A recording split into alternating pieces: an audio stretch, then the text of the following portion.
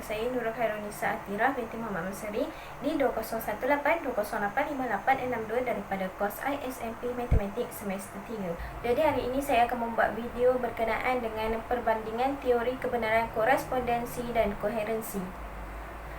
Adakah anda tahu bahawa falsafah ilmu mempunyai 4 cabang, iaitu ontologi, teori tentang hakikat, logik, aksiologi, teori tentang nilai, dan epistemologi, teori tentang ilmu pengetahuan. Manusia yang hidup di dunia ini pada hakikatnya mempunyai keinginan untuk mencari pengetahuan dan kebenaran. Pengetahuan merupakan hasil proses dari usaha manusia untuk mengambil tahu tentang sesuatu perkara. Jadi epistemologi ini ialah ilmu yang membahas tentang masalah-masalah pengetahuan. Jadi epistemologi ini ialah hasil daripada dua gabungan perkataan daripada bahasa Yunani, iaitu epis, cara, logos, ilmu. Jadi basically epistemologi ini ialah ilmu tentang bagaimana seseorang itu membangun pengetahuannya. Dalam epistemologi ini ia membahas asal-usul, struktur, kaedah dan kebenaran pengetahuan. Jadi pada hari ini, seperti tajuk yang sudah saya pilih, saya akan fokus kepada teori kebenaran pengetahuan, iaitu the theory of truth. Jadi pengetahuan berasal daripada sumber. Sebagai contohnya, kita mendapat pengetahuan melalui pembacaan buku. Jadi sumbernya ialah buku. Jadi sumber ini sekaligus berfungsi sebagai ukuran kebenaran. Jadi saya akan menerangkan lebih lanjut tentang dua teori ini, iaitu teori kebenaran korespondensi dan teori kebenaran koherensi. Jadi, teori yang pertama ialah teori korespondensi ataupun correspondent theory of the truth. Jadi, yang pertama ialah teori korespondensi, correspondent theory of truth.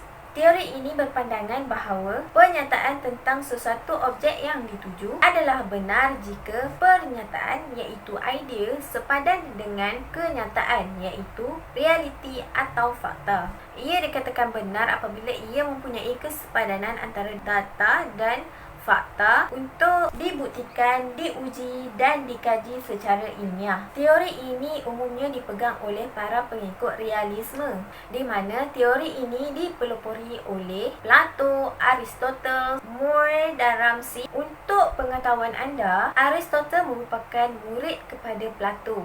Jadi muncullah persoalan, apakah realiti itu subjektif ataupun objektif. Jadi ada dua pandangan dari permasalahan ini, iaitu idealisme epistemologis dan realisme epistemologis. Realisme epistemologis berpendapat bahawa terdapat realiti yang tidak bergantung ataupun bebas dari pemikiran dan kita tidak boleh mengubahnya. Dalam bahasa mudahnya ialah manusia belajar melalui pengetahuan yang diperoleh daripada pengalaman, rasa dan perasaan. Dan realisme epistemologis ini juga disebut sebagai objektivisme.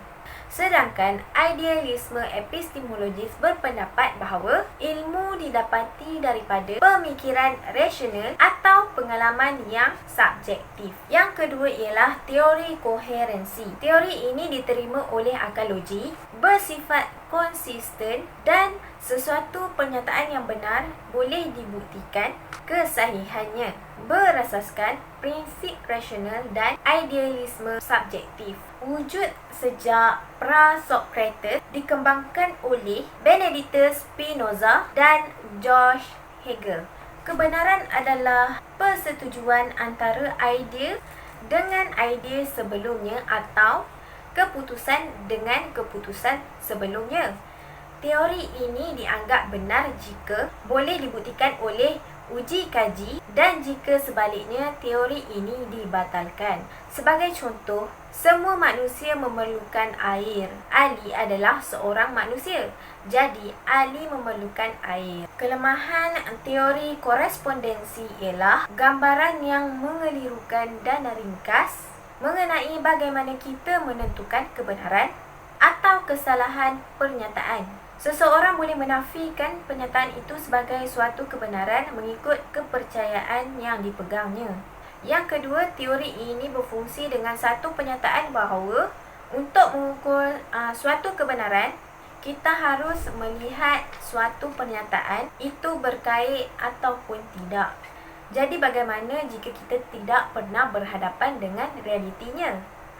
Contohnya, alam kubur.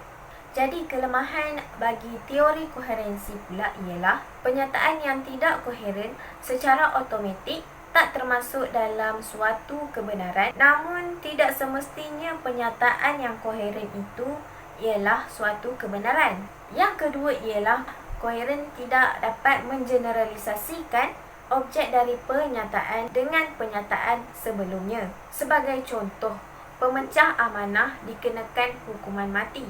Tetapi persoalannya ialah, adakah menghukum pemecah amanah itu dengan hukuman mati akan menjamin masalah rasuah tidak akan berlaku?